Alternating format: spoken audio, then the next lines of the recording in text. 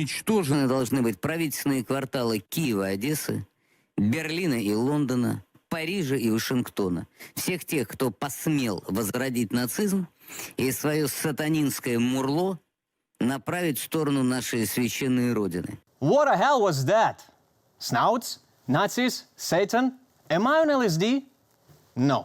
That's just Russian propagandist Vladimir Solovyov, hard at work, lying.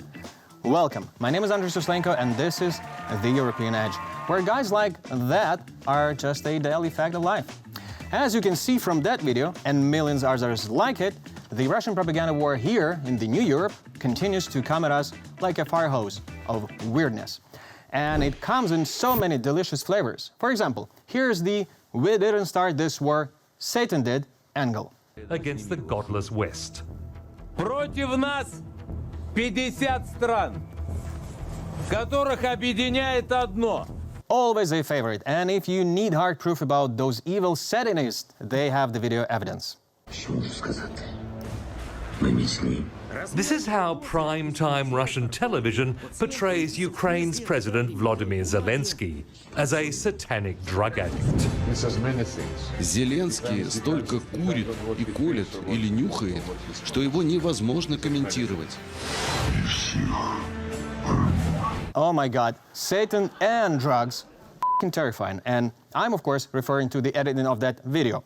Now, we expect Russia to lie about the war, but what are we to think when the breaking bullshit news comes from outside of Russia? Like this jam from human sewage outlet and freelance Kremlin employee, Candace Owens. Shopping on the richest avenue in Paris, Montague Avenue. Olena Zelensky, people that were working at the store in Paris have reported that she went shopping and dropped 40,000 euros on a spree while visiting the country, while visiting France, to plead for more support in Ukraine. Candace, I'm talking to you. If you ever checked your sources, and you'd know that story that you shared came from a satirical news site whose editor's bio describes them as a floor manager at McDonald's and part-time journalist.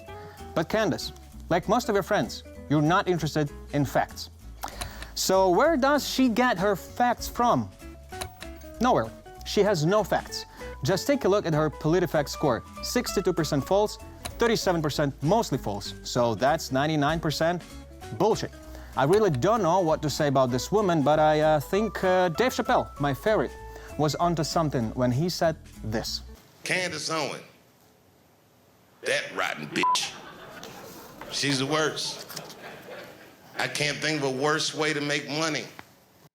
She's the most articulate idiot I've ever seen in my fucking life. Yeah, idiot, exactly. And she's not the only useful idiot pushing a pro-Kremlin line to the American public. There's also Tucker Carlson, or we name him Tusker Carlson. But that name, I have to wonder, who looks at a baby and thinks we should call him Tucker? We should call him Tucker. Really? No wonder he ended up bow-tied and bitter about being called out as the Russian ass kisser. Has Putin ever called me a racist? Has he threatened to get me fired for disagreeing with him? Has he shipped every middle-class job in my town to Russia? Did he manufacture a worldwide pandemic that wrecked my business and kept me indoors for 2 years? Is he teaching my children to embrace racial discrimination? Is he making fentanyl? Is he trying to snuff out Christianity? Does he eat dogs? Does he eat dogs? I don't know. But I know that he fucking kills Ukrainians and commits war crimes. And he started the biggest war in Europe since Adolf Hitler, in the name of ridding Ukraine of its Nazi problem. And if there's one guy you can trust on that story, here's Vladimir Solovyov, again. But is now the Kremlin's leading mouthpiece. Да, мы справляемся и так. Укронацистов замочить и всех их ноунеймов и прочих жалких педерастов не проблема. Но для этой цели давайте использовать весь арсенал средств. Wow. Not just Nazis, but pederasts too. Is it Christmas already? Putting aside the fact that the Third Reich had a bad habit of killing gay men by the trainload, let's set the record straight with this. Take a look. I'll give you one guess whose soldiers those stats are on. And I will even give you a hint. It's Russia's. Which comes as no surprise to his own citizens, seen here showing their frustration with a leader who has a bad habit of borrowing the text of his speeches from Adolf Hitler. So no, Ukraine is not a Nazi country led by drug-addicted Satanists who may or may not pass the time eating homosexual dogs, while his wife is spending imaginary money in Paris with Satan. And this is what real Ukrainians look like. So this guy, spotted last week in Kyiv, beating the hit in his own special way. Does he look like he needs denazifying? He's twerking in a f***ing fountain. Or this guy, a little closer to the front lines, showing how to beat the hit in combat. And this one is for the ladies out there.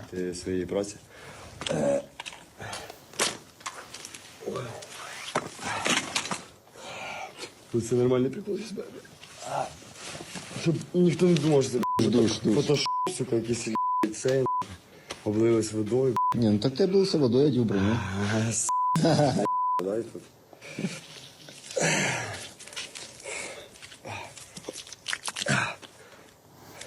Yep, that's right. There isn't only some good old-fashioned Ukrainian beefcake. There's also just another human being trying to make it through another day in the noisiest part of the New Europe. And finally, Ukrainian soldiers and their pets. Why? Well, because it's internet, and because the whole cats on Roomba thing is so 2019.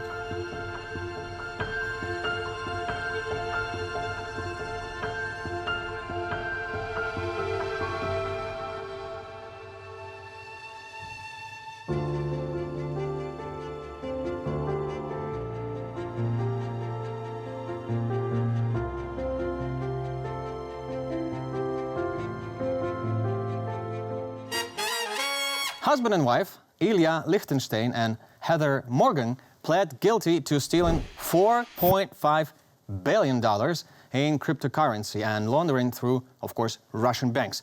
But who gives a shit about the money as much as the rep stylings of Miss Morgan, better known as Razzle Khan? Razzle Khan, the Versace better win. Come real far, but don't know where I'm heading. Motherfucking crocodile of Wall Street. Silver on my fingers and boots on my feet. Always be a goat, not a goddamn sheep. Email me, your message at the beep. And that has 400,000 views.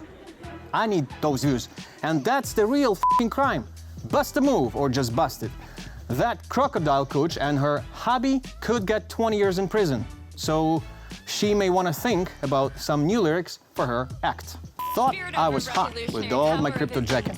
Then I got caught. Now the feds will send me packing. It's time to say goodbye to my place in upper class. Because in prison I will die with the shank stuck up my ass. Now, we don't want to really insult crypto because hundreds of millions of dollars in crypto donations have gone to support the Russo-Ukrainian war. And that has led to even more energetic work from Ukrainian soldiers when it comes to denazifying f***ing Russia. Check it out.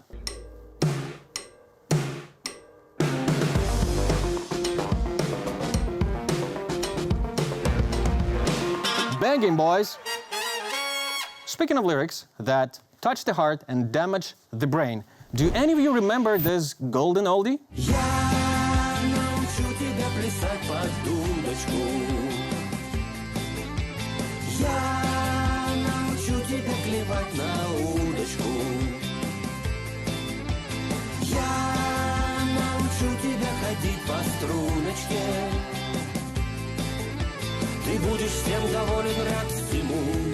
Yeah, this pop propaganda masterpiece is I'll Teach You, the Belarus entry in 2021 to Eurovision Song Contest. It was rejected for being, get this, too political and was banned from the Eurovision site. Since then, Belarus has been desperately trying to find ways to brighten the spirits of its people, and I think they finally really found it. And this, in fact, is Belarusian military exercise video designed to drum up public support.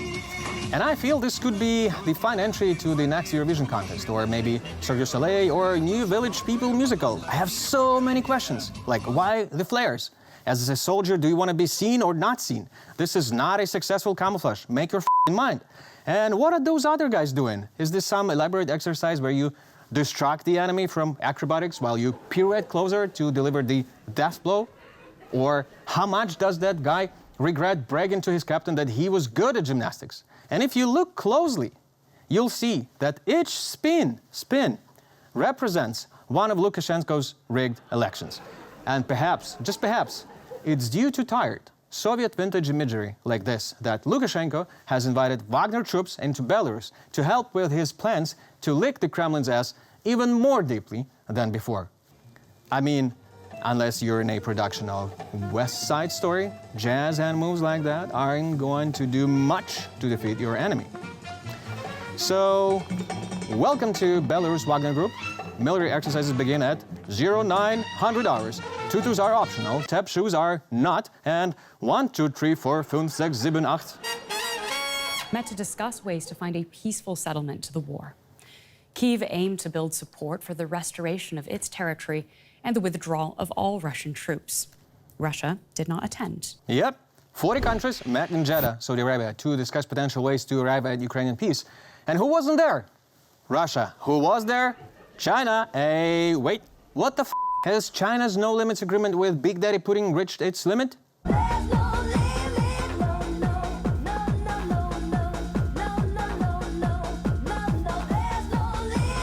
Yep. While China has said they would remain neutral, we'd like to think they are getting ready to have the talk with Russians. 我们分手吧。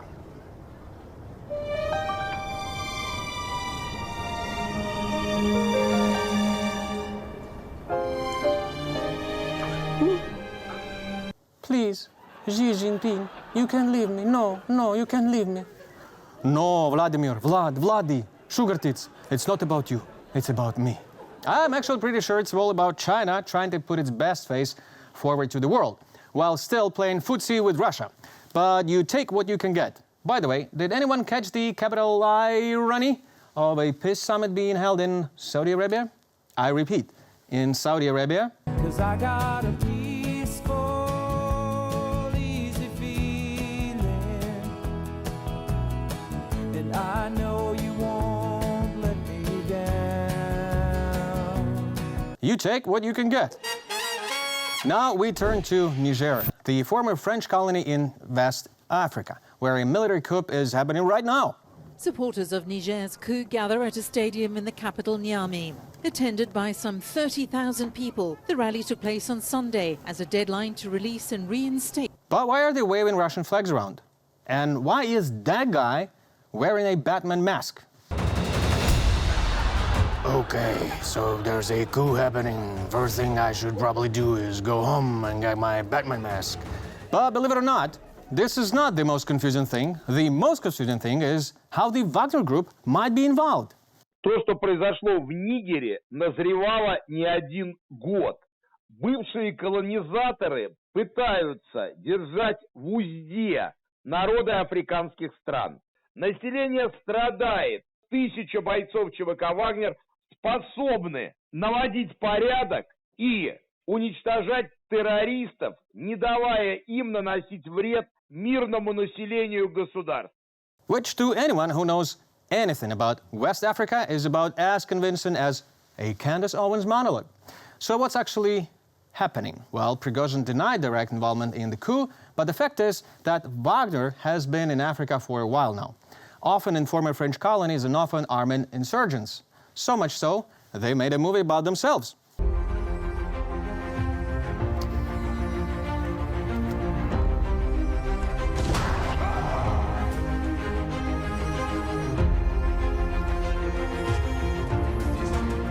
Yeah, it doesn't look great. But at least it's better than their efforts at animation and the widely accepted pastime of hating on the French.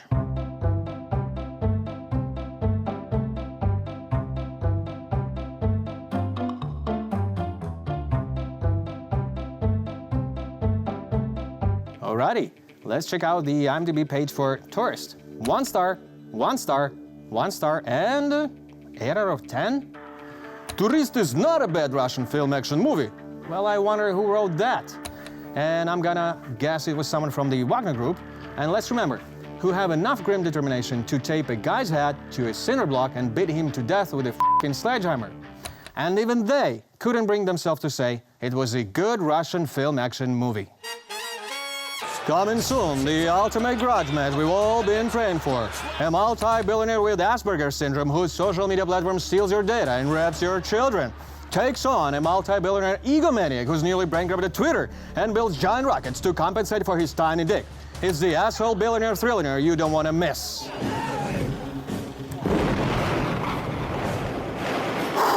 Yeah, an actual cage fight between Facebook tyrant Mark Zuckerberg and all-around scumbag Elon Musk may actually take place, God willing, and if it does, it could look like this. Coming at 5'7" and 154 pounds, we got Mark Zuckerberg in the left corner.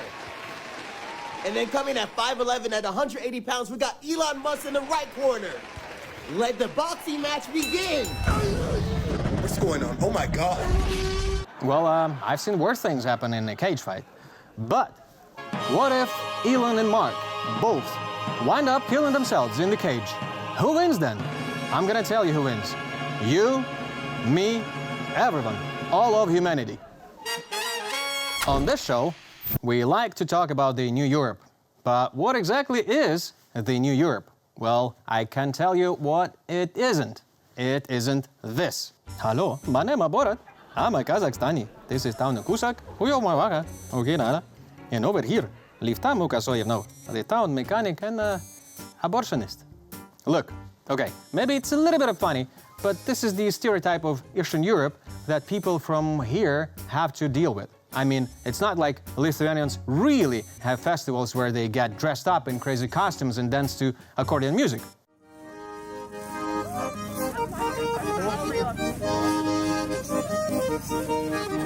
All right, maybe they do, but it's not like at these festivals they eat literally every single part of the pig. Yep, maybe they do that too. But it's not like at these festivals they set fire to witches. Holy shit, move over, Burning Man. Now, I think the first thing you need to realize about the New Europe is that it's not one place or one culture. And the one thing you never, ever want to say to any of us is this. Bulgaria? What part of Russia is that? And ever since Russia invaded Ukraine, it's brought us all a lot closer. Thanks, Vladimir. And we are seeing unity in the New Europe like never before. So it's easy to forget that we are not all one big, happy, loving family, as this young lady points out.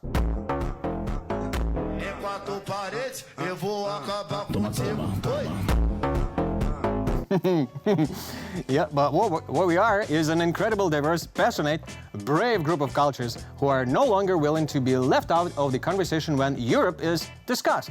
And a few wars aside, we're on the come up. A lot of young people who left Eastern Europe in the early 2000s are now returning to open businesses and pursue their dreams. Of course, some are wanted and some are less wanted, like, for example, the world's leading American alpha male, Andrew Tate. I look out here into Prague, which is where I currently am. I'm actually in the presidential suite of the Four Seasons making millions of fucking dollars. And I think, who the f wants to live in America? Why wouldn't you want to live amongst the fairy tale? Look, he said this a while ago, and I don't know if he still loves Eastern Europe so much since he's been under house arrest near Bucharest for alleged human trafficking and rape. Perhaps, just perhaps, we can send Andrew back home so he can join Elon Musk and Zuck in their cage fight for some three-way action, preferably to the death. But the point is, the New Europe isn't just cabbage and depressing-looking apartment blocks. Okay, there's a lot of cabbage, and there are some apartment blocks which are really depressing, but that's not the whole story. Look, the New Europe is a land of contrasts, and there's breathtaking beauty and incredible progress too. And we're so tired of people only seeing one side, which is why our TikTokers are making content like this.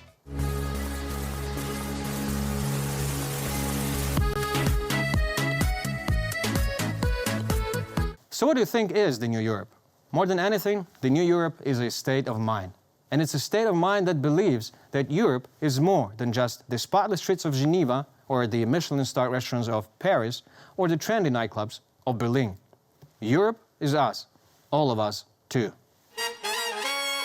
And we're coming back. This is European Edge, and this is a guest studio. And we're moving on with exploring the New Europe, but this time from the cultural and art angle. My guest tonight is Malgorzata Ciacek. She's a co-owner of Olszewski Gallery in Warsaw, and also she's a great expert in art and culture in the Eastern Europe and the New Europe as a region. Hi, Malgo. Great to see you. Likewise. Let's start with this very quickly. Yes? Not an art question, but more of a cultural question. So Gazeta Wyborcza, you know it for sure. For our viewers, this is the main media outlet in Poland. So Gazeta Wyborcza, in one of its media releases, published an article which says that young Polish women are afraid that Ukrainian refugee women are stealing their men. So their support of Ukrainians is decreasing. Well, I Is think it that's true, actually, because lots of my boyfriends, including my... No, that's not true. Do you have plenty? I cannot tell. Okay. A lady never tells. Okay. So, yeah, lots of my boyfriend's friends, they have Ukrainian partners. At the moment. So you Polish women of 25 to 35 of beautiful age, or maybe 37, and beautiful nature, you are envy. Well, I'm not envy because I'm happy for them. Okay, that's I'm not envious. Jealous, sorry. Jealous, yeah. Jealous, yeah. No, not at all. Understood. So I've never been jealous in my life, to be honest, when it comes to women. that's an interesting therapeutical kind of closure question, but we're not going to delve into that today because, you know, I'm going to charge you for that. Art. Should artists be poor or rich? I mean, that's his job, okay? Okay. But on the other hand, okay, some of them should be poor and some of them should be rich. It depends on how good he or she is at their job. All right, and is art as a substance made for rich or for poor? I would say it's made for the rich people. I mean, when it comes from, you know, art market perspective, it's solely for the rich people. And why is it so? I think it's quite simple. You know, once you fulfilled your basic needs, it's like a Maslow pyramid. So, you know, you get bored, you have some money, and you need some entertainment, and we're there for them, just to provide some entertainment, you know. And entertainment is a great topic right now. Since the increase of internet, and especially social media in the last years, do you feel that the actual physical art is decreasing in value, or in, like, let's call it spiritual value, and all of that online thing? Yes, lots of people ask me these questions, but ever since I have my very own niche, which is modern art and post-war Polish art, I don't understand it, so I don't touch it. I think it's great that some people can make lots of money, but there's no added value, as I would say. Do you think a TikTok is a new form of art? Oh, I like TikTok. It's hilarious, actually. Let's watch something. Let's watch something together and then discuss whether this is art. But I don't watch it, but sometimes I watch it and I love it. I love it. I'm going to give you something to watch. Let's do it. Yes, yes, yes, yes, yes, yes. Yes, yes, yes. Gang, gang. Gang, gang. Gang, gang. Yes, popcorn. Yes, popcorn. Yes, popcorn. Balloon. Ice cream so good. Would you consider that an art? I mean, you know, it's art. It's a very broad, I would say. The art that matters to me, no. Okay, so this is not the art that matters to you. No. This was Pinky Doll. No, of course, I was actually amazed with it. It was beautiful. Yeah, I believe you. Yeah, I love it actually. So her name was Pinky Doll, and she gets hundreds of thousands of views. And what she does, she just sits there and she pretends to be an NPC. NPC is kind of computer bot. When you play games, then there are NPCs and kind of real people. So she would pretend to be a computer-generated persona. Yeah. And she does that, and that takes like fucking hundreds, thousands of likes and views. Yeah. And if someone thinks that this is important and this is beautiful, doesn't it become art then? Oh, it does. But only for a specific niche of people. I mean, you know, people, like most of them, I mean, I wouldn't say they're stupid, but when it comes, you know, to... I just don't like to watch things that don't interest me. Graffitis. I love them. They're Is it super art? cool. I love them. And tattoos. Oh, they're awesome as well. Physical body, very material. Like, my entire body is tattooed, as you can see. Yeah, mine too. You can see that. So tattoos are art to you. I mean, even someone has a dick on his face tattooed, it's also... Oh, no. It depends what kind of tattoos, okay? It's all about quality. It's like once you're good at your job or bad, and that's it. Do you think your gallery and your clients and your artists, you actually are losing to TikTok and to internet society, like art internet society? No, because people would never, like most of the people will never understand what are these things we do, like the artists we represent, their work, because people are not interested in that. So, you know, they don't lose, because once you have a very, once you have an audience and people who are really eager to learn and to, you know, delve into topics, then you're good. It seems that you're not really working for the regular person, you work with elite. Does it make you snobbish? Yes. No, but it doesn't. I've always been a snob, you know. And is it fine to be a snob and to be a gallerist? There's a I classic think it's connection. necessary. It's I think it's necessary, yeah. And I'm quite successful. I think that's why. And success is measured in money. Like, do you make enough? I think not as much as I would like to. But What stands between you making as much as you would like to and where you are right now? Ooh, I think it's a matter of time. Just a matter of time. It's once we reach the international art market, we're good. Coming back to international art market. So in Germany, one of the universities has created a new kind of educational forum that you could go and study at this department. It's a department of porn. Mm-hmm. So you would learn how to film porn, basically. And would you consider porn and filming the porn as an art?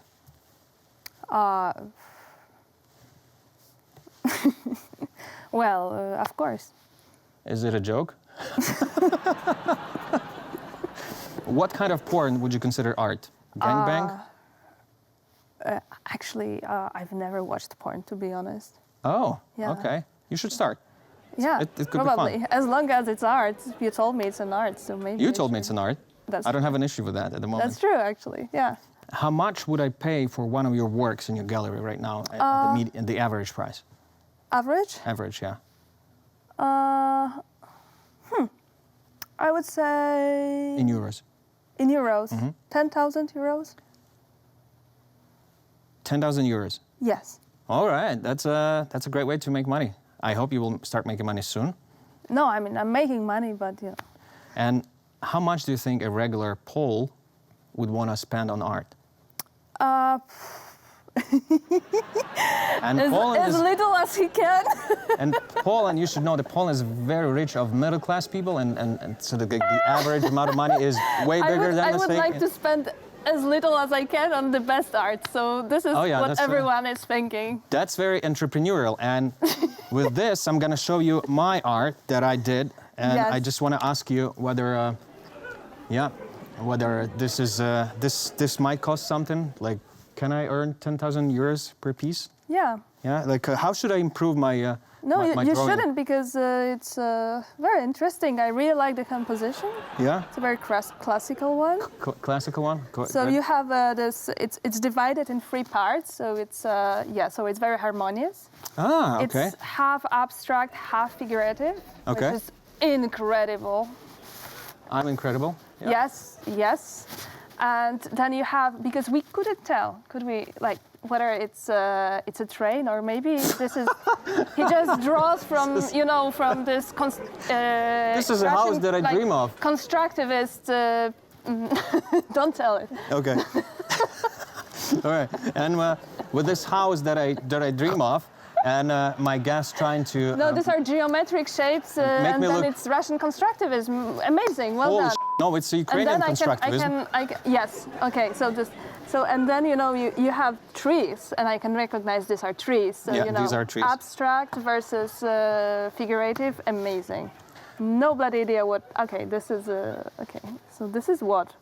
Now you've this was water and the greenery. Now you've seen the way the galleries work in Poland and actually in Warsaw in Olszewski Gallery. My guest tonight was wonderful Malgorzata Ciacek. Malgo, thank you so much. I'm happy that I'm going to sell this art with you. If you are in Warsaw, I'm not as happy as you are. if you're in Warsaw, please visit her gallery if you can, and I'm going to see you in a moment.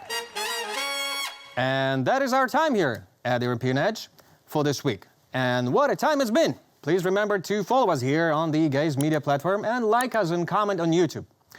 We're going to be back next week with more historically terrifying news from the frontiers of civilizations. Till then, I'm Andrii Suslenko. See ya.